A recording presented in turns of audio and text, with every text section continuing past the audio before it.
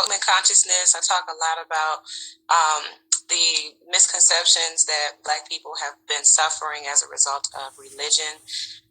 One of my favorite things to do is sort of break down religious text into very practical understandings of metaphysics. So a lot of times we get confused about the metaphysical part of it. So I just basically talk about the science and get to understand practically what's the science of the universe and how it relates to our spiritual being, how it relates to how we live every day, how we think every day, how we relate to each other every day. Basic stuff like that. Facts. Now, the first thing I wanted to kind of touch on was the issue that's kind of the Snoop and Gayle thing that's turned into, which is disrespecting Black women or calling them bitches. Now, I did a video, and talking about this subject yesterday, but I'm hoping that we understand, like, we cannot continue to talk outside of the context of the system of white supremacy. Repeat that for me one more time. You cannot keep talking without adding the context of the system of white supremacy. Like, because every time you do, you're going to look crazy. So, agree. Gayle and they people. Okay, so this shit goes back all the way to the plantation, man, tourist manumission, basically. Doing something that can, either self-sacrifice or sacrifice of one of your own, or saving the life of the plantation, or making them some money. That system is still in play. Like the Black celebrities, for the most part, that's tourist manumission. So, for me, it boils down to, one, the Snoop and Gayle thing is really a symbolic thing. It's not about Snoop and Gayle. It's about the symbology of a heterosexual Black male trying to... Something happened with the sound. Can you hear me? Yeah, hold on for a second. Keep talking. Can you hear me? Can you hear me? Can you hear me now? Can you hear me now? I think it's my phone. Somebody just tried to call me. Oh. Let me click out and come back in. Okay.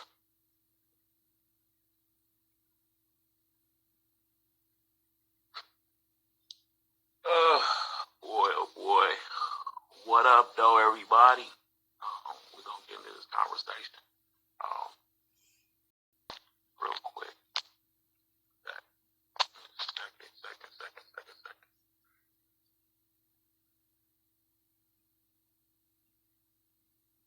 Okay, I'm back. Can you hear me now? Yeah, that's better. Okay. So, what I said was basically the whole Snoop and Gayle thing. First, do you hear me talk about the meritorious manumission? The married what? Married man? Meritorious manumission.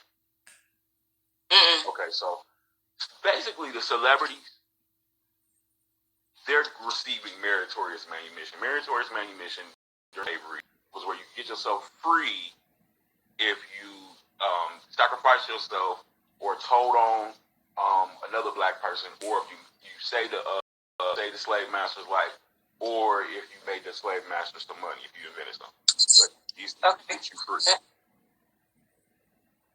Free them from everything, but it frees them from that direct struggle of how I'm gonna pay that shit. Free. Now, when we talk about disrespecting Black women,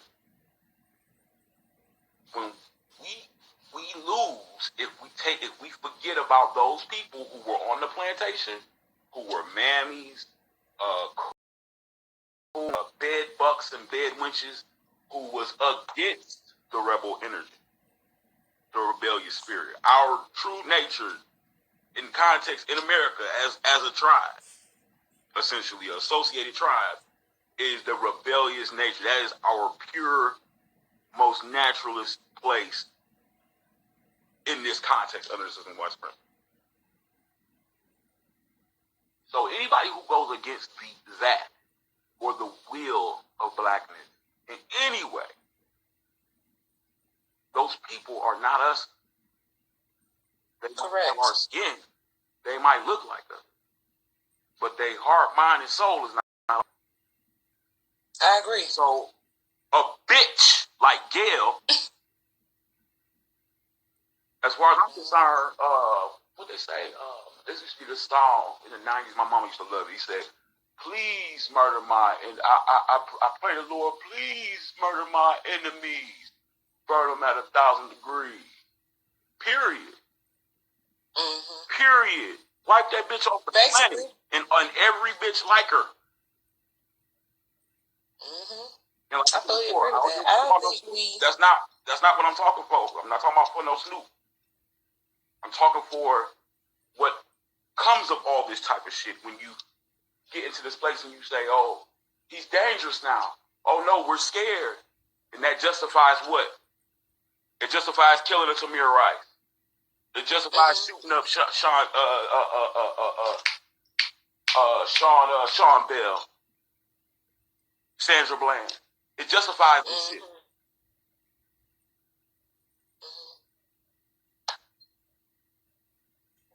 I think what we are looking at this point is we don't really understand the magnitude of what it means to sort of operate on a code.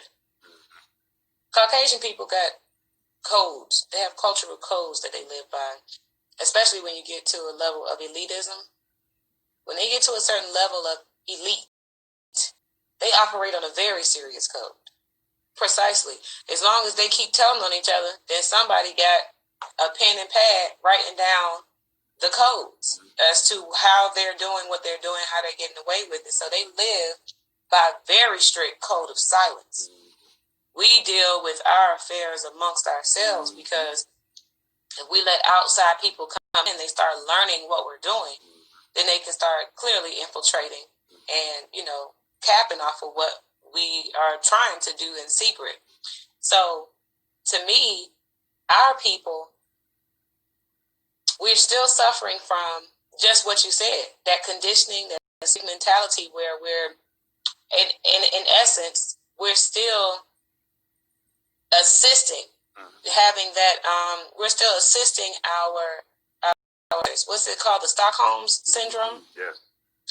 We're still suffering from that, and it's sad because after so long of suffering from the same, you would think that we would have enough, willpower by now to resist falling into the temptation of the conditioning. Especially because, I'm realizing at this point, same thing that Kanye West said. A lot of times we are enslaved because we choose to be. Or we have this mentality, where we're not able to look past the comfort of us downing each other, looking past the comfort of talking shit, looking past the comfort zones of always taking the easy way out. Like on First 48, the first thing they do is start making you comfortable. They make you comfortable because they know they about to get you to snitch. And the more comfortable you are, let me get you some food. Right. Let me make you feel like you my friend. Right. Because the first thing I do is to get you to rat on your face. Because I'm going to stand in their place and make you feel like I'm more powerful than you or them. So you better tell me, because I'm going to have your life. I'm going to have you by the balls if you don't. So we need to selling each other out because, or talking shit about each other because it seems like that's our meal ticket. But when it comes to Gayle King and Oprah and the ones that are coming against us like that Uncle Ruckus, what you call him? Isn't it Uncle Ruckus? When we have, I feel the ones of us who are righteous minded, we need to learn how to deal with our Uncle Ruckus, our Uncle Toms, Uncle Sam, whatever you call them. We need to learn how to deal with those characters in our community without having Caucasians be a part of that process. If I'm going to dog out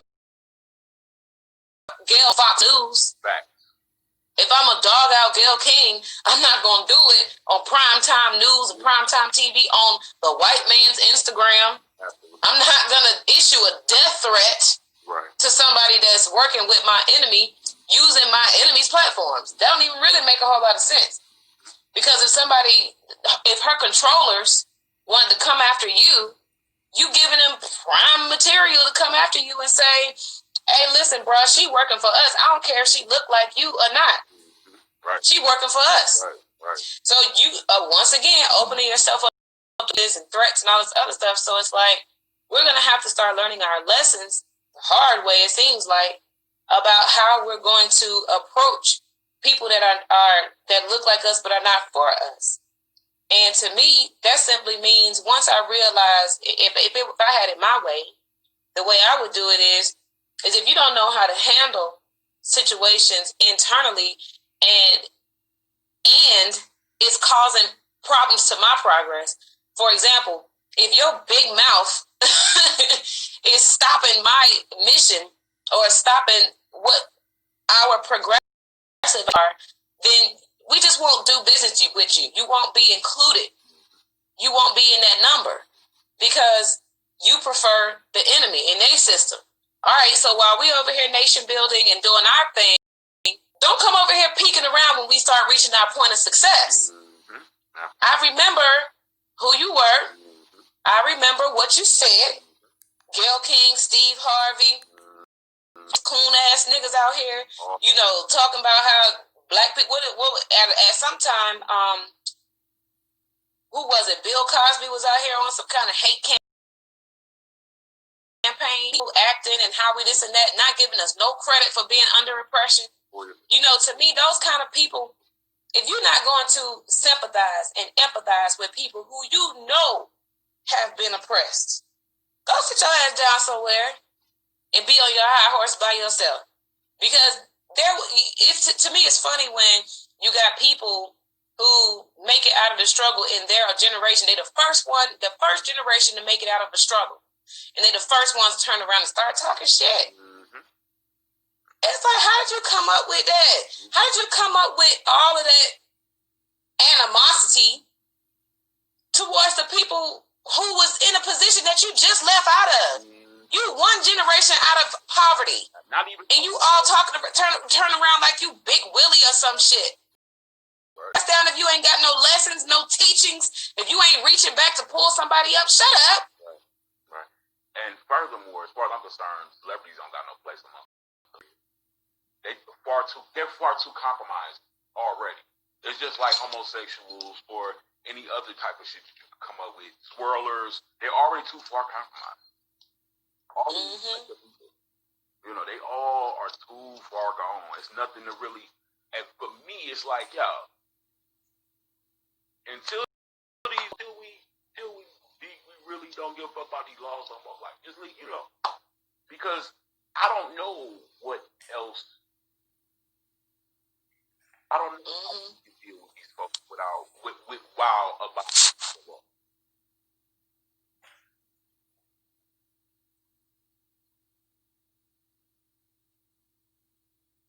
Just like that.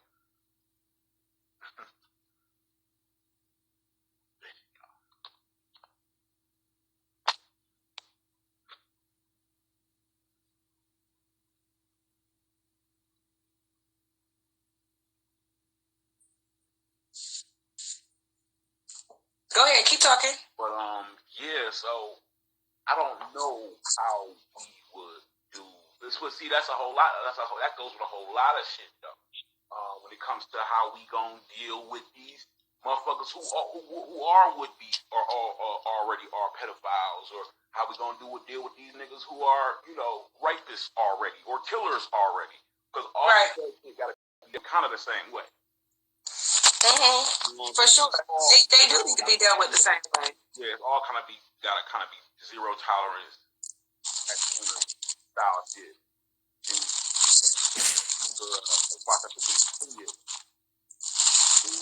found some dude, a neighbor raped a little girl. Whole fucking village. So that nigga house, 40 miles, stoned him to death. Everybody went back home. End of discussion. Some shit just gotta be zero tolerance. I agree. But I think what our problem is that we don't have nothing of our own socially. We have no infrastructure. We have no institution. We have no centralized operation of anything that we can say is ours to operate. And it's very difficult for us to take pride and ownership in us having a way of life, our own lifestyle, our own way of governing ourselves, our own way of, living. So what happens is, because we don't have it for ourselves, we're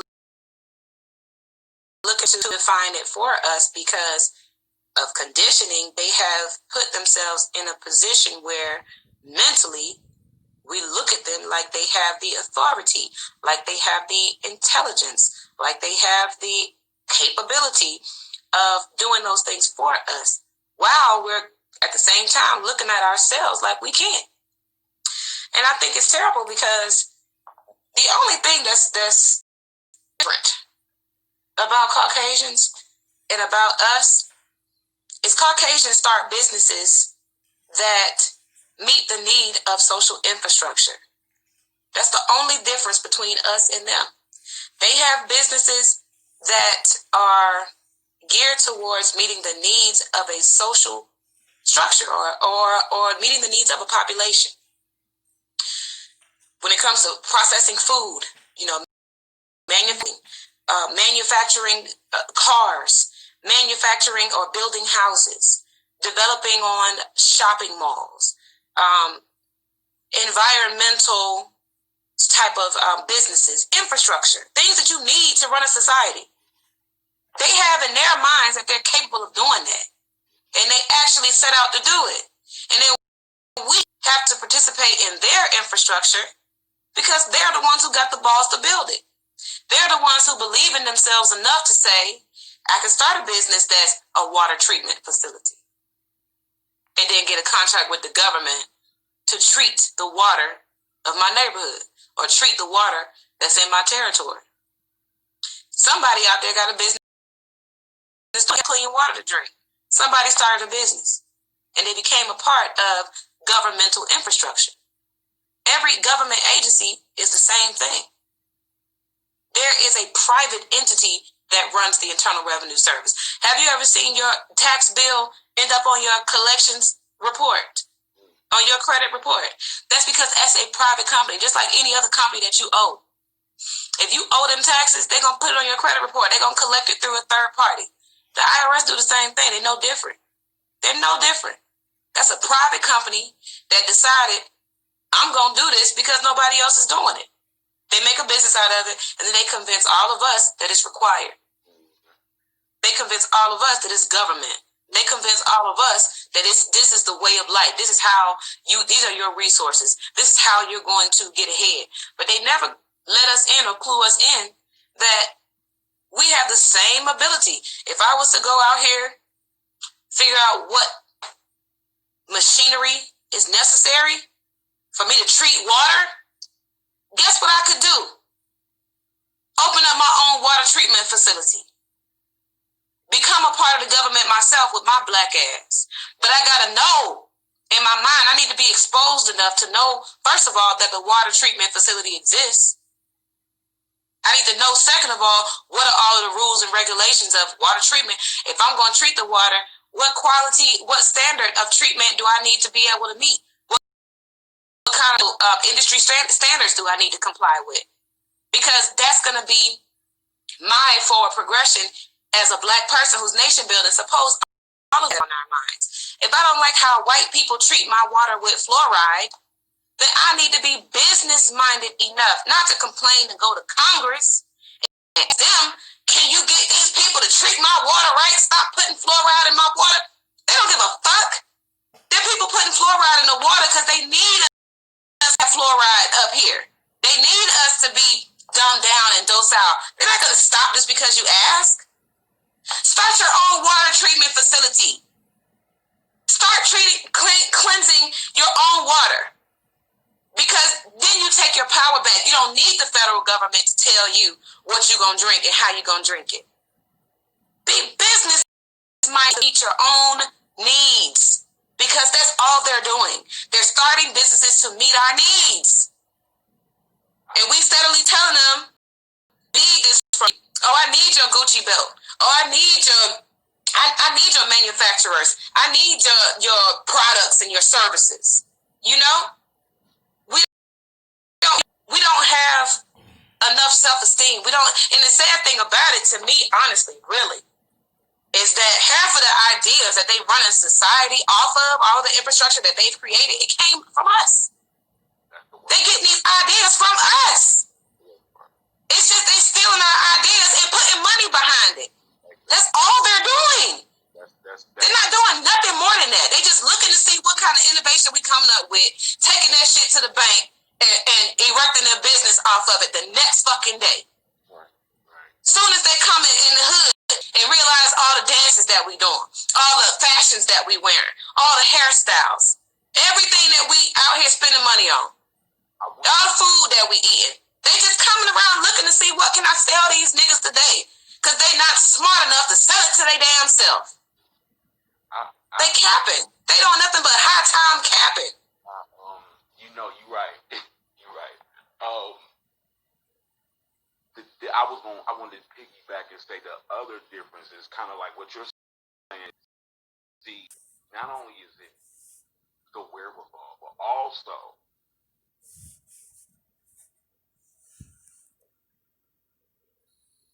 the culture of whiteness emboldens whiteness. The culture of black people pulls the black boy back. Pulls it, it pulls the black boy back. Furthermore, with whiteness, we're talking about the difference between whiteness and blackness, and you can never escape the associated wealth that's handed down. You can never escape that. You can never escape the connections that come with living in just the connections that come with everybody on your block that stayed in the same house for 20 fucking years. Right. Just that alone. Just the connections that come with that. And then if you live in a highbrow 700,000, 800,000 area, those kids around you got connections as well. A lot of that also plays into it. But what I was gonna say in regards to solution, the change in the parenting. It's in the what? The change is in the parenting, because that's where you can write a new narrative. Yeah, but let me tell you this: our education is run by them too. No. I'm saying no. I'm saying the parents. Oh, okay. You're talking about actual telling your children. Exactly, putting it into inculcating consciousness into the actual parenting. Because if you I agree with that. Inculcate the consciousness into the parenting, the kids by the time they ready to leave your house, they're going to have in their mind what the fuck needs to be done. You ain't going to say it. They're going to see okay, this needs to happen, that. And if you get a concentrated amount of parents who are coinciding somehow, and they're raising their children amongst each other, doing these things. You let that crop of kids grow and become grown. There's you don't believe that's happening? No, naturally? I believe it's happening, but those kids, the kids we have are little right now. Our kids are going to be incredible. Our kids, majority of us who are really conscious, a lot of our kids ain't grown. You know what I'm saying? A lot of our kids is kind of little. Well, yeah, because that's a new wave but that's to me okay, because we're on the front lines. this generation, 30-somethings, everybody that's in their about 30s, we in the front lines. Absolutely. Every day. Because we are the kids. This technology. That's why we're on the front lines. We're the first ones to start getting introduced, and we were raised on new technologies. You think about the fact we have now seen certain technologies come and go. Yes. Yes. I was just talking. You see what I mean? I was just talking about take.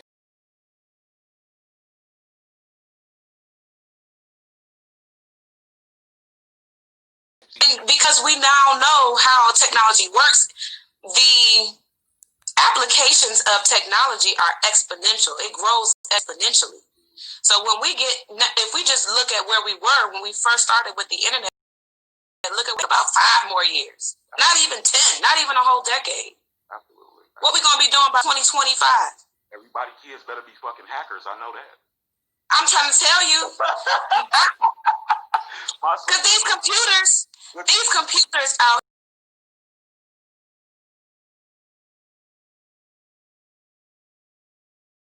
here, susceptibilities or human weaknesses, like getting tired, getting burnt out. They have other susceptibilities, but the problem is the robots have other susceptibilities. Mm-hmm. They have other weaknesses. One of the funny things.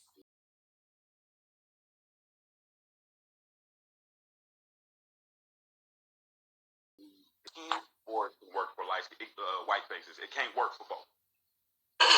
It can't work right for both. It can't scan a white face to turn around and scan. A lot of insufficiency within the robotics.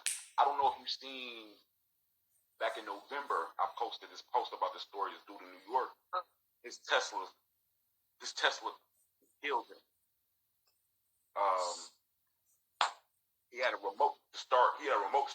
Remote started it, and the bitch just went and crushed him between him. His car was in front of the car that was, New York. Everybody parked on the street. So. Phone? Huh? Yeah. Is that your phone? Yeah, it is. I didn't know you could hear that. Mm-hmm. Oh yeah, you good? Okay. Yeah, but it crushed him, and then when the people that was around tried to help him, the fucking car crushed him more. This person made a good point. A golden rain. Let me tell you something about this cryptocurrency. Cryptocurrency is powered by a technology called blockchain. Mm-hmm. Okay? The blockchain, an encrypted ledger. You know, a ledger ain't nothing but debits and credits. Right. Now, when you start getting into elitism and how they do govern themselves by laws or legislation, they create laws and legislation. So the way that they run themselves and govern themselves is by contract law. The way that they move is they enter into agreements with each other, and they act as a certain security, so to speak. And that's the reason why the federal government is considered an intermediary